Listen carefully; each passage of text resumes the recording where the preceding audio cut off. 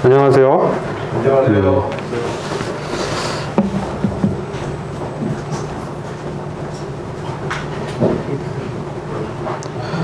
오늘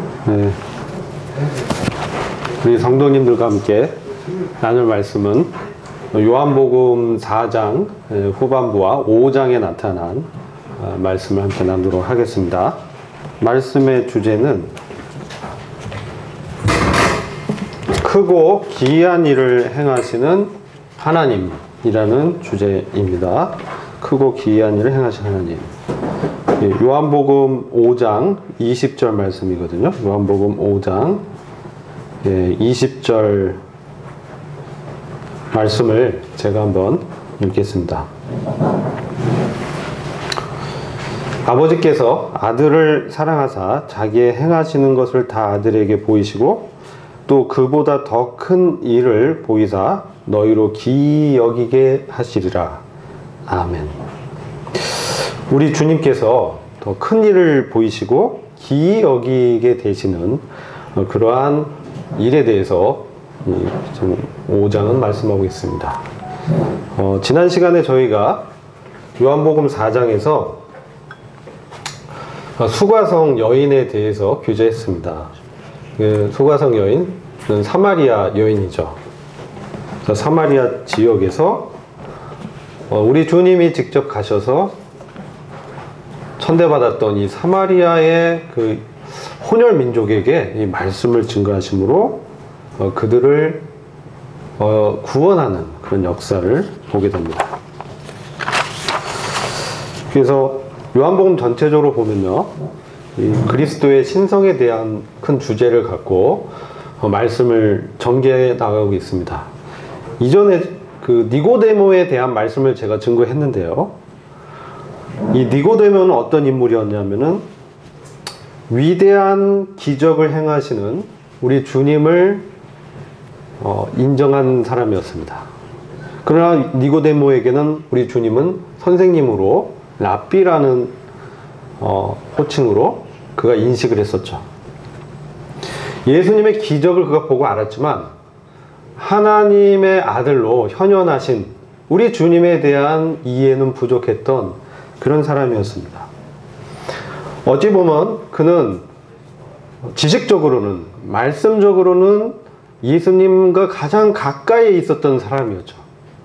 그는 율법에 정통했던 사람이었던 것입니다.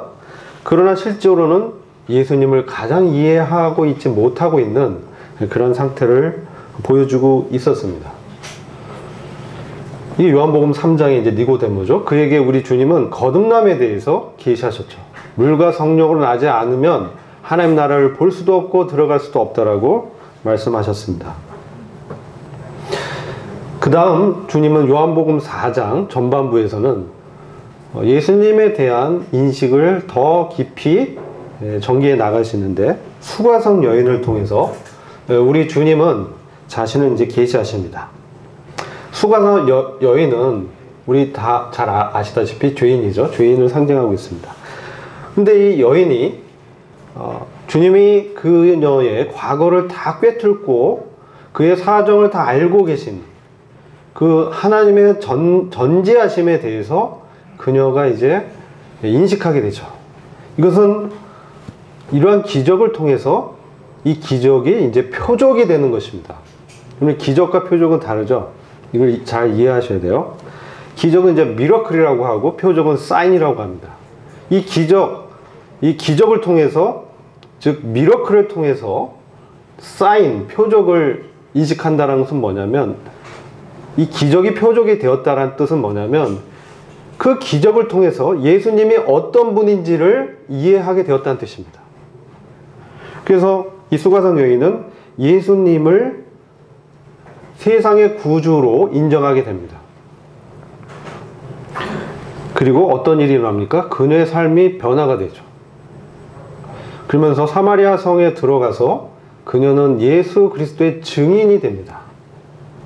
그런 사실 처음에는 이 수가성 여인은 사마리아 여인이었어요. 예수님과 정말 떨어져 있는, 유대인과는 정말 상종하지 않았던 그런 죄인이었던 것입니다. 이제 요한복음 4장 이 후반부에서 등장하는 인물이 있습니다. 여기서 예수님은 자신에 대한 계시를 좀 더 진전시켜 나가십니다. 여기서는 왕의 신하가 등장합니다. 요한복음 4장 이 46절부터 이 등장하게 되는데, 제가 한번 46절 읽어보겠습니다. 예수께서 다시 갈릴리 가나에 이르시니 전에 물로 포도주를 만드신 곳이라. 왕의 신하가 있어 그 아들이 가버나움에서 병들었더니 그가 예수께서 유대로부터 갈릴리 오심을 듣고 가서 청하되 내려오셔서 내 아들의 병을 고쳐주소서 하니 저가 거의 죽게 되었습니다. 여기서 우리 주님은 갈릴리 지역으로 다시 가시는 것이죠. 유대에서 갈릴리 지역으로 가시는 중에 사마리아에 이틀을 유하시고 사마리아에서 세상의 구주로 주님이 인정을 받으시고 영광을 취하십니다. 그러나 주님은 다시 이제 그 영광을 뒤로 하시고 이방인의 빛으로 자신을 증거하시기 위해서 소외받은 갈릴리 그 지역으로 가시는 것이죠. 어둠과 흑암이 있었던 그런 지역에 빛으로 주님이 자신을 계시하십니다. 그러나 사실 이 갈릴리 지역은 예수 그리스도의 고향이었습니다. 나사렛이 있는 그런 지역이죠. 그래서 우리가 누가복음 4장에 보면 일일이 찾아보지 않겠습니다. 시간 관계상. 예수님이 그 나사렛 지방에서 유대인의 회당에서 이사야서 61장 1절부터 2절 말씀을 읽으시면서 이제 이 말씀이 임했다라고 하셨죠. 구원자가 오셨다라고 말씀하시자 그들이 어떤 반응을 보이냐면, 너가 요셉의 아들, 목수 요셉의 아들이 아니냐 이러면서 예수님의 그 출신을 들면서 예수를 믿지 않았습니다. 그리고 주님이 그러시니까 두 가지 일화를 말씀하시면서 그들에 대해서 말씀하는데, 엘리야 시대 때 시돈 땅에 그 여인이 있죠. 시돈 땅에 사렙다의 과부 얘기를 하시고, 엘리야 지역에 이 사렙다의 과부만이 엘리야를 이제 만나게 되죠. 그리고 엘리사 시대에는 그 수리아 사람 나아만만이 문둥병을 고침받았다 이런 얘기를 하십니다. 시돈 땅과 수리아는 사실 이스라엘의 변방에 있던 사실 이방인 지역이에요. 이 말씀 뭐냐면은 사실 그 유대인들은 하나님으로 인간의 모습으로 오신, 하나님이시면 인간의 몸으로 성육식하신 예수님을 부인하죠. 예수님을 주로 시인하지 않습니다. 이게 핵심입니다. 우리가 이게 주라는 말은 아도나이라는 뜻이고, 그것은 유대인들이 왜 예수님을 그렇게 배척하고 핍박하고 급기야 십자가에 죽이기까지 미워하게 되는 그 원인이, 그가 선지자라고 한다면 그들은 이 선지자로부터 많은 기적을 구약시대부터 봐왔기 때문에 예수님을 죽이지는 않았을 거예요. 근데 예수님은 자신을 하나님의 아들로 계시하십니다. 하나님과 동등됨으로 계시하는 것이죠. 그것이 이제 요한복음 5장에 이제 쭉 이어서 나오는데, 그렇게 되면서 예수님이 자신을 주로, 즉 아도나이의 뜻은 뭐냐면은 통치자, 주권자. 그리고 당시에 이스라엘 사람들은 감히 여호와의 이름을 부르지 못했습니다. 그래서 여호와라고 하지 않고 아도나이라고 했어요. 그래서 이 주라는 뜻은 바로 여호와를 뜻하는 별칭입니다. 별칭. 마스터나 뭐 어떤 주인이란 뜻보다는 로드라 표현되어 있고 대문자 로드로 되어 있고, 그것은 하나님의 별칭, 여호와라는 계시였죠. 스스로 존재하는 전능한 하나님이란, 창조주요 우리를 지으신 주권자라는 그런 의미의 주라는 것입니다. 그래서 이 유대인들은 예수님을 그 주로 시인하지 않았다는 얘기는 공개적으로 인정하지 않았다는 것이에요.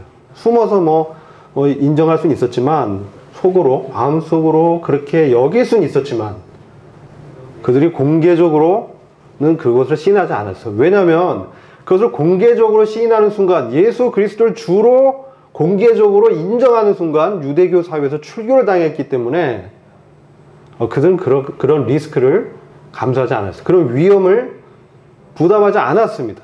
즉 세상의 풍조와 타협하게 되는 것이죠. 그런데 이방인들은 이 나하만이라든지 사렙다 땅의 과부는 바로 엘리야와 엘리사를 통해서 부활의 하나님의 능력을 체험하게 됩니다. 그러면서 이방인들은 바로 하나님을 만나게 되는 것을 말씀하신 것이죠. 그러니까 그 이스라엘 사람들, 특별히 갈릴리 지역의 유대인들이 예수님을 어떻게 하려고 했어요? 돌로 쳐서 죽이려고 합니다. 누가복음 4장에 보시면 낭떠러지로 끌고 가서 돌로 치려고 했지만 예수님께서 그들을 지나서 가시더라, 이렇게 말씀하고 있어요. 이게 바로 갈릴리 지역에 있었던 일이었습니다. 그런데 지금 다시 주님께서 사마리아에서 이틀 동안 유하시면서 세상의 구주로 인정받으셨지만 바로 이방인의 빛으로 다시 그 멸시받고 천대받는 복음의 불모지로 가시는 것이죠. 그런데 사실 그곳은 어떤 곳입니까? 자신이 태어난 고향이었어요. 자기가 자랐던 땅이었습니다. 거기서 예수님은 선지자가 고향에서 인정받지 못한다는 말씀을 하시죠. 이런 일들을 이제 주님은 이미 알고 계셨어요. 그렇지만 이제 주님은 이 갈릴리 가나 지역으로 다시 가십니다. 요한복음 2장에 보면은 주님께서 가나에서 물을 포도주로 변화시키신 그런 기적을 이제 행하셨죠. 근데 이제 이번에는 또 두 번째, 가나 지역에서 두 번째 기적을 행하시는데, 우리가 이런 일들을 통해서 주님은 자신을 어떤 분으로 계시하고 있는가, 이것에 주목해야 됩니다. 아까 이제 3장에서 니고데모에게는 우리 주님이 규범을 행하시는 랍비, 이렇게 규범이 되시는 랍비로 이제 인식이 됐지만, 수가성 여인에게는 세상의 구주로, 이제 세 번째, 믿음이 점점 성장해 가는 것이죠. 주님에 대한 믿음의 계시가 점점 넓어져 가고 깊어져 가고 있는 그런 장면입니다. 이 왕의 신하, 그 아들이 지금 요한복음 4장 46절 보면 병들었다, 이렇게 표현하고 있어요. 병들었다. 왕의 신하가 있어 그 아들이 가버나움에서 병들었더니, 이 왕은 누구냐면 헤롯 안디바라고 보통 보고 있습니다. 헤롯 안디바, 이 분봉왕이었죠. 그 이스라엘 지역의 4분의 1을 통치하는 그런 군주였습니다. 그의 신하가, 그 아들이 이제 병든 상황에 처하게 된 것입니다. 사실 이 왕의 신하, 이 사람은 이 신학자들이 에돔 사람이라고 분별하고 있습니다. 이방인이죠. 에돔 사람이 그 에서의 후손이죠. 그래서 주님의 그 유대인들과는 이제 좀 떨어져 있는, 유다 지파와는 떨어져 있는 그런 사람으로 인식되는 그런 사람이에요. 근데 그는 귀족이었어. 신하였습니다. 그에게는 소유가 풍부했고 사람들로부터 인정을 받았고 그 왕 밑에서 다스리는 일을 했던 그런 높은 지위에 있던 사람입니다. 이 사람에게 부족한 것이 전혀 없었어요. 근데 지금 그의 사랑하는 아들이 죽게 생겼습니다. 그에게 시련이 찾아왔습니다. 그동안은 전혀 부족한 것이 없었는데 이제 그의 재물로도 해결할 수 없는 이 병에 걸렸습니다. 이 왕의 신하 정도 되는 사람이 의원을 당연히 불러서 그 아들을 진찰하게 했을 것입니다. 그러나 고칠 수가 없었어요. 이제 병들어 죽어가고 있는 상황이었어요. 근데 열병이었던 것 같아요. 그래서 이제 47절 보면, 요한복음 4장 47절 보면, 그가 예수께서 유대로부터 갈릴리에 오심을 듣고 가서 청하되 내려오셔서 내 아들의 병을 고쳐주소서 하니 저가 거의 죽게 되었습니다. 자, 이 보시면 이제 유대로부터 갈릴리에 오신 그 주님에 대한 소식을 듣고 달려가서 주님께 청하는 거예요. 내려오셔서 이제 가버나움으로 오시라는 거죠. 즉 가나와 가버나움은 25km 지역이에요. 25km. 저희가 분당에 사는데 분당에서 강남까지가 한 25km입니다. 안 막히면 한 25분에서 30분 거리, 막히면 1시간 거리예요. 걸어가면 6시간 반 정도에서 7시간 거리, 그리고 바로 직선으로 가면 5시간 반 정도 소요되는 거리예요. 아시겠죠? 시간상. 가나와 가버나움이 그런 거리에 멀지 않은 거리란 얘기예요.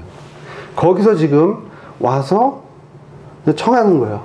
내려오셔서 가버나움에 오셔서 내 아들의 병을 고쳐주소서.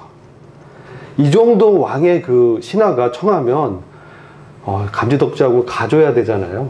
그렇지 않나요? 그 권력자의 그 비호를 받고요. 권력자에게 인정받는 게 얼마나 뿌듯한 일이에요. 네? 그렇지 않나요? 저는 그렇게 생각이 됐어요. 근데 주님은 그렇게 말씀하시고 갑자기 48절처럼 말씀하시는 거예요. 예수께서 가라사대 그를 책망합니다. 너희는 표적과 기사를 보지 못하면 도무지 믿지 아니하리라.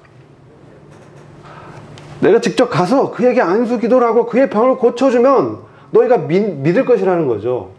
기적을 행해서 그 표적을 통해서 예수님을 간접적으로 이제 알게 되는, 이걸 뭐라고 그래요? 표적신앙이라고 합니다. 표적신앙. 그렇게 돼야 이제 믿게 된다라는 거죠. 그러면서 믿음의 본질에 대해서 계시하는 거예요. 너희는 표적과 기사를 보지 못하면 도무지 믿지 아니하리라. 사실 표적은 뭡니까? 예수님께서 바로 하나님이 보내신 분이다 라는 뜻이에요. 그게 사인이라고 합니다. 그의 그 기적을 통해서 또는 그의 대언이 그대로 이루어졌을 때 이 선지자가 하나님으로부터 온 사람이다 라는 것을 증명하는 것이죠. 이것을 보여줘야만 그들이 이제 믿는 그런 수준에 있다라는 거예요. 예수님은 지금 이 왕의 신하의 믿음을 더 성장시켜 주시기 위해서 자신을 더 계시해 주시는 것입니다.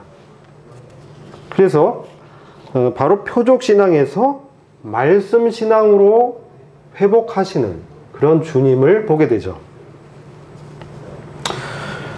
그래서 요한복음 4장 49절 계속해서 보면 신하는 계속 아직까지도 깨닫지 못해요. 깨닫지 못하고 신하가 가로되 이제 주여, 급하게 생겼어요. 주님, 내 아이가 죽기 전에 데려오소서. 이제 그의 입에서 이제 주님이란 말이 나왔어요. 이제 급한 것이죠. 사랑 아들이 죽어가는데 갑자기 예수님은 혼내시는 거예요. 막 혼내니까 이제 정신이 없어지면서 주님, 내 아이가 죽어가는데요. 죽기 전에 내려와서 고쳐주세요. 지금 막 이렇게 간청하는 장면이에요.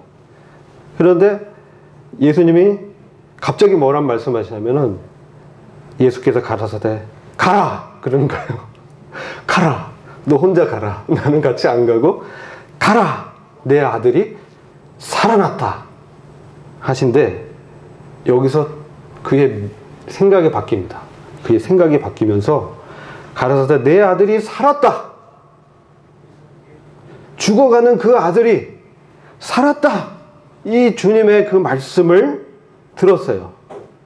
자, 보통 사람이었으면 여기서 어떻게 했습니까? 더 매달렸겠죠. 저라면 더 이제 바지를 끄덕이를 잡고 주님 제발 내려가서 살려주세요 막 할 텐데 왕의 신하는 이제 그 마음의 생각이 변했습니다. 이분은 권위 있는 그 하나님으로 도신 분이 분명하구나. 그래서 가서 어떤 손을 얹어서 뭐 안수를 해서 병을 고치는 그런 거 없어도 주님이 말씀하셨으니까 어떻게 돼요? 가는 거예요. 가서 이제 보는 거죠. 믿었다는 거예요. 예수의 하신 말씀을 믿고 가더니, 그래서 그가 이제 표적신앙에서 말씀을 믿는 신앙으로 전환됐습니다. 그렇죠. 그리고 내려가는 길에서 그 종들이 오다가 만나서 아이가 살았다 하거늘 그 낳기 시작한 때를 물은즉 어제 제7시에 열기가 떨어졌나이다 하는지라. 자, 내려가는 길이 요거 좀 이해를 하셔야 되는데, 아까 제가 25km 정도 된다 했죠. 걸어가면 어떻게 돼요? 빨리 가면 5시간 반 거리예요. 그리고 어제 제7시에 열기가 떨어졌다. 지금 이 왕의 신하가 그 종들을 만난 그 시점은 바로 하루가 지난 때입니다. 근데 어제 7시에 예수님을 만났거든요. 7시는요, 유대인의 시간으로는 오후 14시 정도 됩니다. 즉 2시 정도, 오후 2시 정도 예, 주님께서 가라, 내 아들이 살았다, 그 말씀을 하셨다는 거죠. 그리고 그 다음 날이 지나서 종을 만난 거예요. 이 얘기는 뭐냐면 이 왕의 신하가 가다가 네? 1박을 했다는 얘기예요. 그렇죠? 1박을 했어요. 왜? 그는 예수님이 하신 말씀을 믿었기 때문에 이제 어떻게 해요? 조급하지 않았어요. 말씀을 믿는 신앙으로 바뀌었어요. 예수님을 신뢰한 것이죠. 그래서 조급하게 그날 당일에 내려가서 봐야 되는데 그러지 않았어요. 그리고 하루를 숙박하고 그 다음날 가서 이제 가는 길에 종을 만난 것이에요. 아시겠죠? 이 시간을 보면 그런 사건이 있다는 거예요. 그러자 이 왕의 신하가 예수께서 내 아들이 살았다 말씀하신 그때에 바로 그 열기가 떨어지고 살아났다는 것을 이제 완전하게 알게 되죠. 그래서 자기와 그 온 집안이 다 주님을 믿게 된 것이. 그래서 우리 주님은 시 공간을 초월해서 말씀으로 역사하는 주님이라는 것을 발견하게 됩니다. 주님 직접 가서 그를 만지거나 터치해서 기도하고 그래서 나은 것이 아니고요. 25km나 거리가 떨어졌는데 말씀으로 이 아들을 살려주셨다는 거죠. 이것은 우리에게 어떤 교훈을 줍니까? 우리 주님은 공간과 시간을 초월하는 하나님이라 하시는 거예요. 우리 주님은 하늘에 계시죠. 지금 하늘의 우편 보좌에 앉아 계시죠. 그 주님과 우리가 지금 이때에도 지금도 우리가 기도하면 주님께서 들으시고 시 공간을 초월해서 역사하시는 바로 전능한 하나님이라는 사실을 드러내신 거예요. 우리에게는 어떻습니까? 부활하신 주님에 대한 믿음이죠. 부활하신 주님, 십자가에서 죽으시고 실패한 정치적 지도자로서의 주님이 아니라 선지자, 사람 선지자로 기적을 행했지만 무력하게 십자가에서 저주받아서 죽은 바로 그 나사렛 예수가 아니라 부활하셔서 승천하시고 성령을 보내시며 높은 곳에서 우리와 함께 하시는 그 영광의 주님이라는 사실을 계시하신 것입니다. 이게 말씀 신앙인 것입니다. 우리가 주님을 어떤 분으로 알고 있는가? 이것이 바로 생각의 변화와 행동의 변화를 초래하는 것입니다. 이 말씀에 근거해서 왕의 신하는 움직였죠. 기적을 보고 간 게 아니에요. 말씀을 듣고 믿고 가는 것입니다. 이것은 믿음이 좀 더 자란 것이죠. 아까 그 니고데모, 그 다음에 수가성의 사마리아 여인, 그 여인보다 이제 이 왕의 이방인 신하는 이제 우리가 마태복음 8장에 보면은 백부장이 나오죠. 백부장도 그 하인이 문둥병에 걸려서 죽게 됐는데 예수님을 청합니다. 근데 예수님이 이제 가려고 하셨어요. 그 장면에서. 근데 그 백부장이 주님, 저는 당신이 우리 집에 오는 걸 감당하지 못합니다. 그냥 말씀만 하십시오. 이렇게 믿음을 고백하죠. 말씀만 하십시오. 저도 위에 자기가 모시는 왕이 있고 내 밑에 부하가 있는데 이 명령만 하면 되어집니다. 제가 그거를 알고 있습니다. 주님께서 명령만 하시면 제 그 종이 문둥병에서 나을 줄을 제가 믿습니다. 그런 뜻이죠. 그러니까 주님이 뭐라고 하십니까? 기이 여기시면서 이스라엘에서 이만한 믿음을 보지 못했다. 이스라엘 중에 이만한 믿음을 보지 못했다라는 것이죠. 근데 그는 이방인이었어요. 아이러니하죠? 자, 그래서 우리는 이 주님이 자신을 어떤 분으로 계시하느냐에 따라서 우리의 생각이 바뀌고 우리의 행동이 변화된다는 것을 보게 되는 것입니다. 우리가 어떤 결단을 하고 우리가 먼저 어떤 액션을 취해서 우리 생각이 변하는 게 아니고 주님이 말씀했을 때, 성령님이 우리 안에서 부활하신 주님께서 말씀하실 때, 성령님을 통해서 그 음성을 들려줄 때 우리 생각이 변화를 받고 깨닫고 그 다음에 어떻습니까? 믿음으로 나아가게 되는 것입니다. 이게 바로 요한복음에서 말하고 있는 믿음을 이제 보게 되는 것이죠. 우리가 베드로전서 1장 8절 9절 잠시 보겠습니다. 베드로전서 1장 8절 9절. 이 말씀은 핍박 가운데 있었던 하나님의 자녀들에게 베드로 사도가 말씀하신 서신서죠. 거기 보시면 베드로전서 1장 8절 9절. 너희가 예수님을 보지 못하였으나 사랑하는도다. 지금도 보지 못하나 그분을 믿으며 이로 말할 수 없고 영광이 가득한 기쁨으로 기뻐하니 이는 너희가 너희 믿음의 결말, 너희 혼의 구원을 받았기 때문이라. 다른 성경은 뭡니까? 너희 혼의 구원을 받고 있기 때문이다. 이렇게 표현되고 있어요. 현재 진행형이에요. 예수님을 우리도 지금 보진 못했지만 십자가에서 그 보여주신 사랑 때문에 어떻습니까? 그 사랑에 감동을 받아서 강권받아서 다시 예수님을 사랑하게 되는. 그래서 지금도 보진 못하지만 말씀하시는 그분 성령님을 통해서 우리 생활 가운데 역사하시고 개입하시는 그분을 믿으며 이로 말할 수 없고 영광이 가득한 기쁨으로 기뻐하니 그분의 영광으로 가득해진다는 거죠. 우리 마음이 그분이 하늘에 계신 그분께서 지금 살아계셔서 우리의 삶의 모든 어려운 순간을 다 하시고 개입하시고 역사하셔서 우리의 죽음 같은 위기를 모면하게 하시고 피할 길을 주시고 구원하시는 그 하나님이라는 사실로 인해서 우리 마음이 기뻐진다는 거예요. 그래서 그 기쁨이 가득해 할 때 이제 주님께 더 나가게 되는 것이죠. 그래서 어떡합니까? 나의 주요 나의 하나님이요 라는 시인 다른 사람들 앞에서 고백하게 되는 거죠. 그 결과가 자기가 핍박을 받고 배척을 받고 외면을 받고 사회에서 출교를 당할지라도 바로 그 영광이 가득한 기쁨으로 마음이 가득했기 때문에 그 시련을 이기는 것이죠. 세상을 이기는 이김이 무엇이냐? 우리의 믿음이라.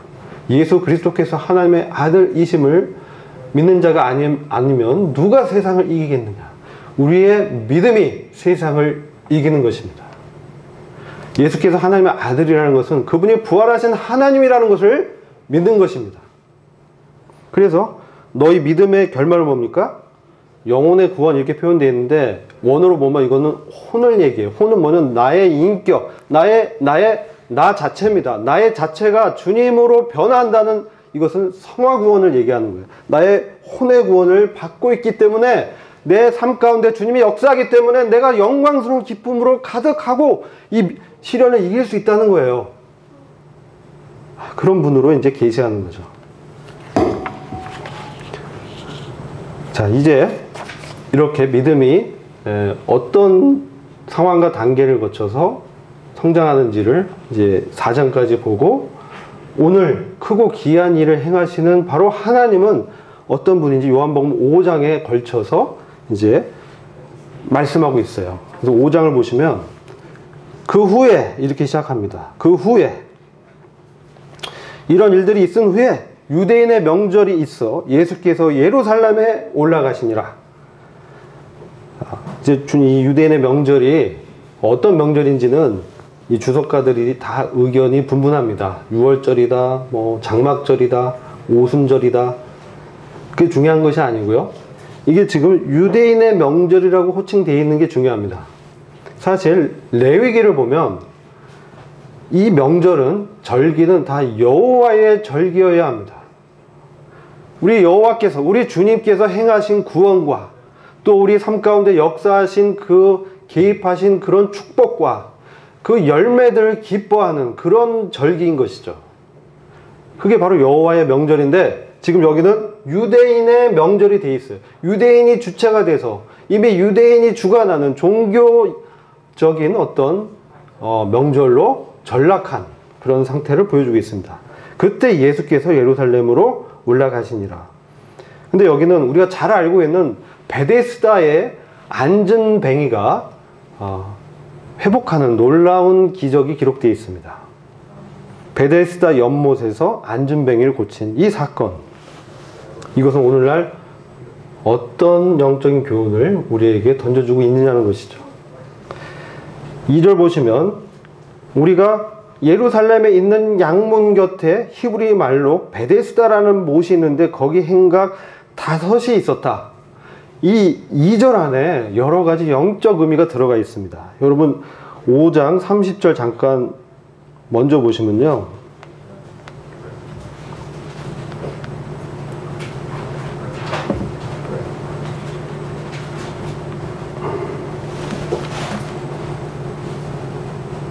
죄송합니다. 39절을 먼저 보시면 5장 39절 너희가 성경에서 영생을 얻는 줄로 생각하고 성경을 상고하거냐 이 성경이 곧 내게 대하여 증거하는 것이로다. 성경에서 왜 성경을 봅니까? 주님은 성경에서 영생을 얻는다는 거죠. 생명을 얻는다는 것입니다. 그래서 성경을 상고한다. 이 상고한다는 것은 원어적으로 사냥하다는 뜻이에요. 사냥하다. 성경을 사냥하다. 이게 무슨 말입니까? 사냥꾼이 표적을 찾고자 하는 그 주의력과 관찰력으로 성경을 깊게 구절구절 비교하면서 관찰하고 묵상하고 깊이 있게 본다는 것이에요. 그렇게 성경을 보셔야 되는 거예요. 자, 그래서 2절로 가보면 양문이 나타났고 베데스다 연못이 있고 행각 5이 있습니다. 양문은 뭡니까? 6월절에 희생 드릴 그 짐승이 통과하는 문이죠. 희생 제사를 우리에게 상기시켜 줍니다. 이 성경의 단어는 주님에 대해서 증거하는 영적 깊이가 있습니다. 그리고 히브리 말로 베데스다라는 뜻은 자비의 집이라는 곳이에요. 희생 제물이 통과하는 그 양문 곁에, 이 양문은 우리 주님이 내가 곧 양의 문이니 라고 또 말씀하잖아요. 우리 주님 자신을 또 계시해 줍니다. 그리고 베데스다는 그곳에 자비를 베푸는 집이에요. 자비를 베푸는 집이란 뜻의 연못이 있었고 행각 5이 있었어요. 여기는 어떤 이 지붕이 있고 거기서 쉴 수 있는 그런 장소가 5개 있었다는 뜻이에요. 그죠? 행각 5. 5는 뭡니까? 5? 성경의 숫자는 영적 의미가 있어요. 5는 은혜를 상징합니다. 은혜를 상징해요. 그러면 지금 이 장면은 우리 주님을 상징하는 양문 곁에 희생제물로 자신을 희생제물로 헌신하신 그 구원의 주님을 상징하는 양문 곁에 자비를 베푸는 그 연못 옆에 또 은혜를 뜻하는 행각 5채가 있는 그곳에 누가 있었냐? 3절 보면 많은 병자와 소경과 절뚝발이와 혈기 마른 자들이 누워서 있었어요. 아이러니하죠. 너무 아이러니합니다. 많은 병자가 있었는데 보지 못하는 소경이 있었고요. 보지 못해요. 우리 주님을 보지 못하는 영적인 상황을 말씀해 주고 있죠. 우리 주님이 누군지를 알아보지 못하는 유대 종교인들의 영적인 심각한 무지함을 알려주고 있죠. 절뚝발이 있어요. 제대로 주님을 섬기지 못하는 절뚝거리는, 주님을 섬기고 싶지만 절뚝거려서 못 섬기는 무력한 그런 상태. 그 다음 뭡니까? 혈기 마른 자. 손에 혈기 마르면 힘을 쓸 수가 없어요. 주님을 섬기고 싶지만 손에 힘이 없어서 혈기 말라버려가지고 비참하게 누워있는 이 병자들의 영적 상태를 보여주고 있습니다. 이들이 누구를 기다리냐? 전설로 천사들이 내려와서 베데스다 연못에서 목욕을 한번 하거나 물을 터치하거나 물을 이렇게 움직이면 물이 이제 동한 다음에 먼저 입수하는 한 사람은 병에서 고쳐진다는 거예요. 전설이죠. 그것을 이제 믿었어요. 그래서 이 사람들이 이제 막 거기서 기다리고 있는 거예요. 그런 장면을 지금 주님이 연출하고 있어요. 굳이 왜 이렇게 연출하실까? 뭔가 우리에게 영적 교훈을 주시기 위함입니다. 근데 거기에 38년 된 병자가 있었어요. 근데 그 사람은 병자라고 돼 있는데 사실은 이제 앉은 병이 걷지 못하는 거예요. 앉아 있는 거예요. 근데 몇 년? 38년. 어우, 지긋지긋해. 여기 38년 됐다면요. 상당한 기간이, 거의 40년 가까운 기간입니다. 그 기간을 그냥 앉아있는 거예요. 못 일어나고. 그래서 누굴 기다려요? 누군가 자기를 못에 넣어줄 사람을 기다리고 있는 상황이에요. 그러면서 이 사람을 주님이 찾아오셨어요. 다른 병자들도 많이 있었습니다. 근데 주님이 이 사람을 택해서 특별하게 이 사람을 만나주고 계신 것이죠. 38년 하면 생각나는 숫자죠. 무슨 숫자입니까? 네? 네, 광야 생활한 숫자죠. 이스라엘 민족이 광야 생활을 38년 했어요. 40년 가까이 한 거죠. 이건 무엇을 상징합니까? 이스라엘의 영적인 상태를 굳이 보여주시려고 이 횟수까지도 말씀한 거예요. 38년 됐어요. 그래서 예수께서 그 누운 것을 보시고 병이 벌써 오랜 줄 아시고 이르시되 내가 낫고자 하느냐. 우리 주님의 이 화법은 정말 놀랐습니다. 아주 기이합니다. 누워서 누군가, 빨리 누군가 와서 나를, 부축해서 천사가 물을 동하면 빨리 나를 집어 넣어줄 것을 기다리고 있는 이 병자에게, 38년 된 이 병자에게 주님이 너 정말 낫고 싶니? 이렇게 질문하시는 거예요. 너가 정말 낫고자 하느냐?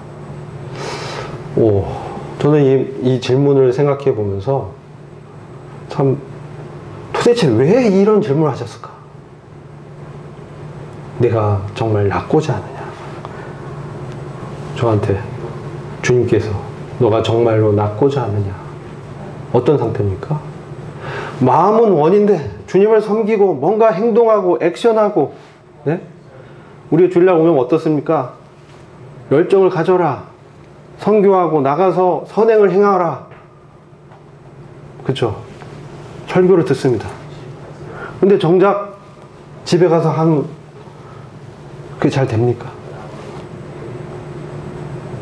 무력해진 나, 생활에 매몰돼서 주님과 상관없이 지내고 있는 나, 능력이 없고 정말 하고 싶은데 하지 못하고 있는 영적인, 주님을 위해서 뭔가를 하고 싶은데 영적인 그런 갈급함이 있는데 이제 언제 내가 주님을 증거했는지 기억도 잘 안 나는, 30년 전에 구원 받고 나서 전도지 돌렸었는데 이루고 있는 나를 향해서 하는 말씀이 아니겠는가? 너가 정말 그 상태에서 낫고자 하느냐? 너가 그러한 영적인 무능력함에서 회복되어서 일어나서 나를 위하여 살고자 하느냐? 그런 질문이죠. 이 질문을 들었을 때 38년 된 병자가 그 입장에서 한번 생각해 보세요. 어떤 생각이 나겠어요? 이 사람 도대체 뭔 소리야 지금? 네? 그러니까 뭐라고 합니까? 병자가 대답하되 주여 물이 동할 때 나를 못에 넣어줄 사람이 없어 내가 가는 동안에 다른 사람이 먼저 내려가나이다. 그죠? 이거는 지금 뭡니까? 먼저 가야 되는 거예요. 물이 동하면. 그 조건이 딱 명시되어 있어요. 천사가 물을 터치하고 가면 먼저 입수해야 돼요. 근데 그 조건을 맞출 수가 없어요. 말씀의 조건을 맞출 수가 없어요. 기준을 맞출 수가 없어요. 항상 밀려요. 항상 뒷전이에요. 이제 내가 뭘 원하는지 모르겠습니다. 자포자기한 심정이죠. 참으로 원하지만 자기마저도 자기를 포기한 버림받은 죄인이죠. 어쩌면 전통적인 신앙, 기독교 신앙에서 무기력하게 날마다 일상생활에서 변화되지 못하고 마음은 갈망하지만 그냥 그 자리에서 아무 일도 못하는 무력한 종교인을 상징하는 것이 아니겠습니까? 그런 상태에 있는 거예요. 그때 주님이 말씀하십니다. 예수께서 가라사대 일어나 내 자리를 들고 걸어가라. 너무 단순한 말씀이에요. 일어나라. 내 자리를 들고 걸어가라. 이게 상당히 되는 말씀이에요. 주님의 그 권능의 말씀, 정말 하나님이신 그 주님께서 창조주요 전능자요, 바로 하나님이신 그 주님께서 말씀하시는 것이죠. 그 말씀에 들었을 때 그의 마음이 감동을 받았습니다. 그의 마음이 움직였습니다.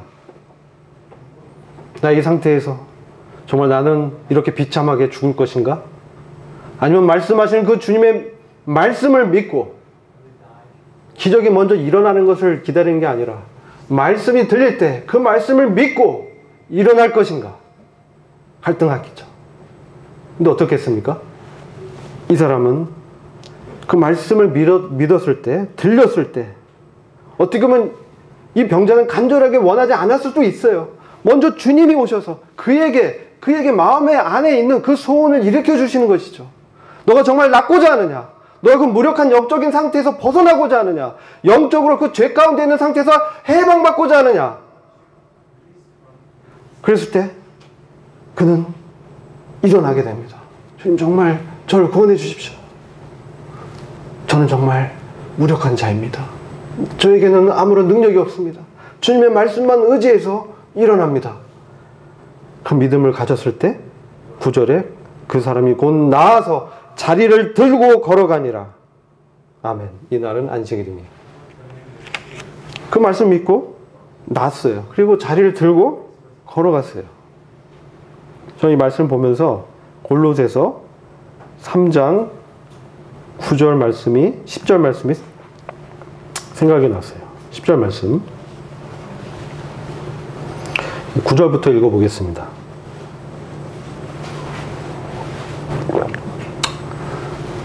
너희가 서로 거짓말을 말라. 옛사람과 그 행위를 벗어버리고 새 사람을 입었으니 이는 자기를 창조하신 자의 형상을 쫓아 지식에까지 새롭게 하심을 받는 자니라. 개역 성경으로 말씀하고 있죠. 이건 우리가 잘 알고 있는 말이에요. 옛사람만 벗어버리는 게 아니라 그 행위를 벗어버리고 그 무력하게 널브러져 있는 그 자포자기한 그 자의식을 다 벗어버리고 이제 새 사람을 입었다는 것이죠. 이는 자기를 창조하신 자의 형상을 쫓아 지식에까지 새롭게 하심을 받은 자다.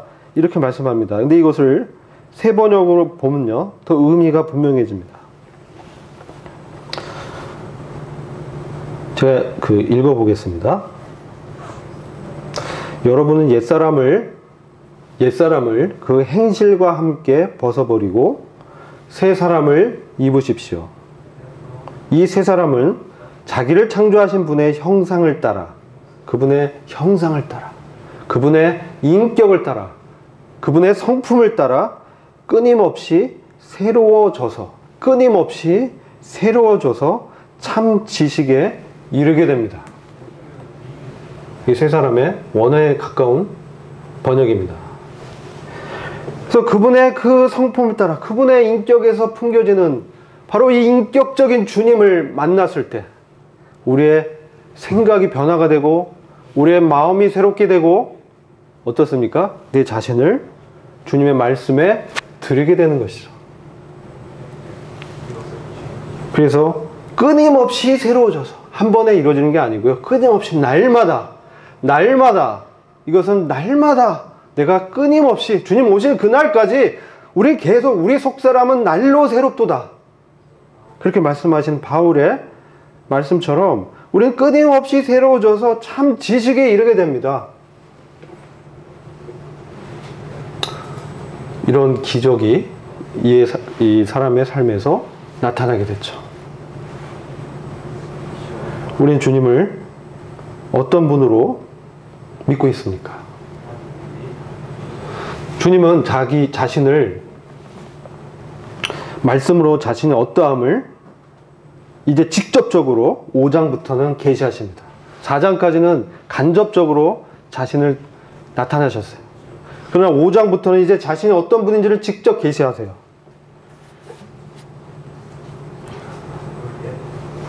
이날은 안식일이었습니다.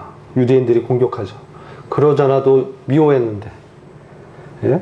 스포트라이트를 받고 칭찬을 받고 인정을 받는 예수라는 나사렛 목수의 아들이 정말 저 사람 어떻게 좀 누가 좀 어떻게 처치해 주지 막 이런 생각 갖다가 예?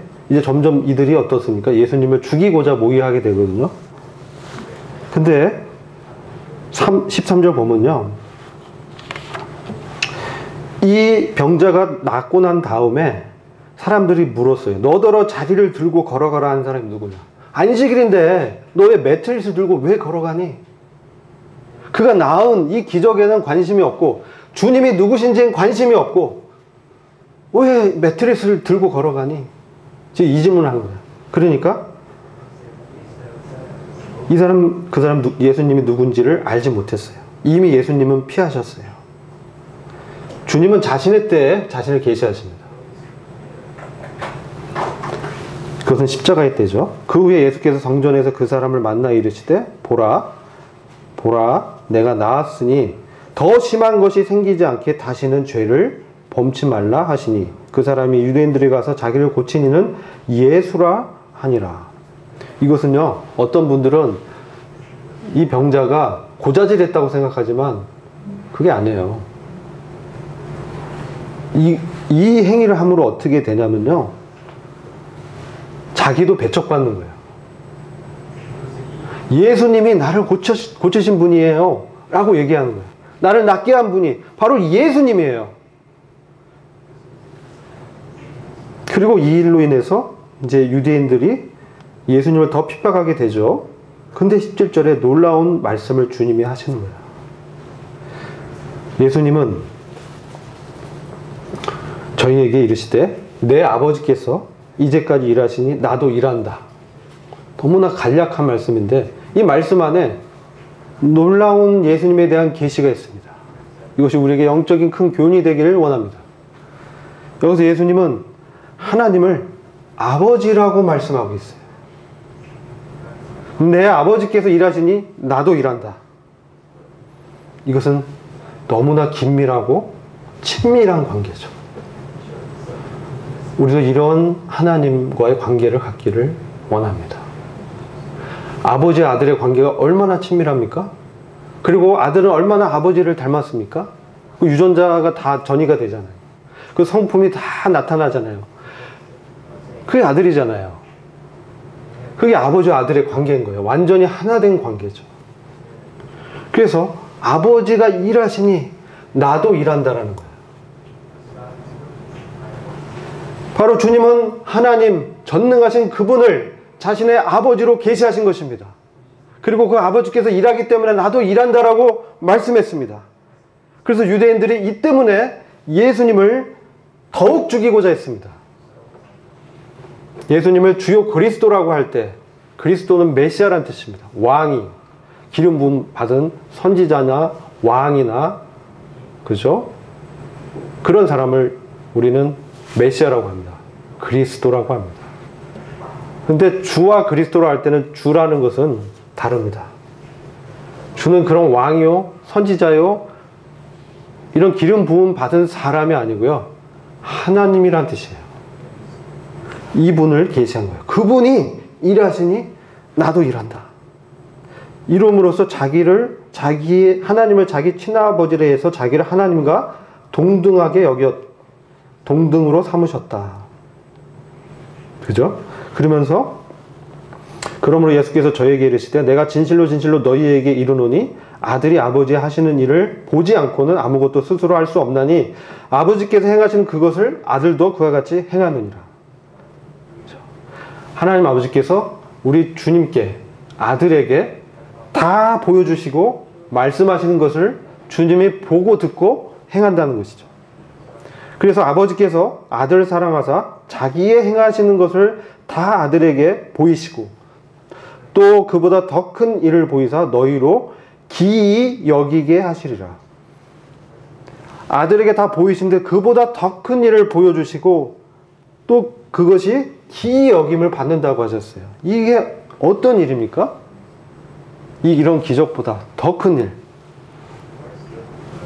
그 이후에 말씀하시는 것이죠. 크고 기이한 일을 행하시는 하나님. 그분은 아버지께서 21절 보면 죽은 자들 일으켜 살리심 같이 아들도 자기 원하는 자들을 살리느니라. 아버지께서 아무도 심판하지 아니하시고 심판을 다 아들에게 맡기셨으니 이는 모든 사람으로 아버지를 공경하는 것 같이 아들을 공경하게 하려 하심이라. 아들을 공경치 아니하는 자는 그를 보내신 아버지를 공경치 아니하느니라. 자, 하나님을 경외하듯이 우리 예수 그리스도를 하나님으로 경외하라는 것이죠. 전능하신 그 하나님, 창조주, 나를 지으신 분, 바로 그분으로 경외하라는 거예요. 근데 바로 크고 기이한 일은 무엇입니까? 바로 살리는 일이에요. 살리는 일. 부활의 일이라는 것입니다. 부활의 생명, 부활의 권능을 말씀하는 것이에요. 죽은 자를 살리는 그 부활의 권능. 자, 24절 계속 읽겠습니다. 내가 진실로 진실로 너희에게 이르노니 내 말을 듣고 또 나 보내신 이를 믿는 자는 영생을 얻었고 심판에 이르지 아니하나니 사망에서 생명으로 옮겼느니라. 이것은 뭐예요? 그가 부활했다는 얘기예요. 그의 허물과 죄로 죽었던 그의 영혼이 부활했다는 얘기예요. 그를 살리셨다는 거예요. 이게 크고 기이한 일입니다. 그리고 심판하는 권세를 우리 주님께 주어졌다는 거예요. 바로 통치권이 주님께 있다는 것입니다. 이것을 우리에게 보여주십니다. 우리 성령을 통해서. 24절 이 말씀은 제가 구원받았을 때 받은 말씀인데 이것은 바로 첫째 부활의 영광에 이미 들어갔다는 얘기예요. 영생을 얻었고 과거형이죠. 심판에 이르지 아니하나니 사망에서 생명으로 옮겼느니라. 여기서 두 가지가 대비되죠. 영생과 심판입니다. 구원과 심판입니다. 그래서 주님의 그 크고 기이한 일은 큰 구원을 행하시는 부활의 주님을 우리에게 주셨다는 거예요. 그분이 우리에게 말씀합니다. 25절. 진실로 진실로 너희에게 이르노니 죽은 자들이 하나님의 아들의 음성을 들을 때가 오나니 곧 이때라. 듣는 자는 살아나리라. 곧 이때라. 여러분, 하나님의 음성을 듣고 계십니까? 지금 들어야 돼요. 왜 하나님의 말씀이 안 들릴까요? 그 밑에 얘기하고 있죠. 유대인들이 하나님의 말씀을 듣지 못했습니다. 38절 보면 그 말씀이 너희 속에 거하지 아니하니, 그 말씀이 너희 속에 거하지 아니하니. 더 나가서 후에 장들을 읽어보면 말씀이 너희 속에 거하지 아니하니, 내 말이 너희 속에 거하지 아니하니, 다른 생각으로 꽉 차 있는 거예요. 내 기준으로, 나의 생각으로, 나의 선입견으로, 나의 경험으로 하나님의 말씀을 대하고 있는 것이죠. 하나님을 대하고 있는 것이죠. 절대 변화될 수가 없어요.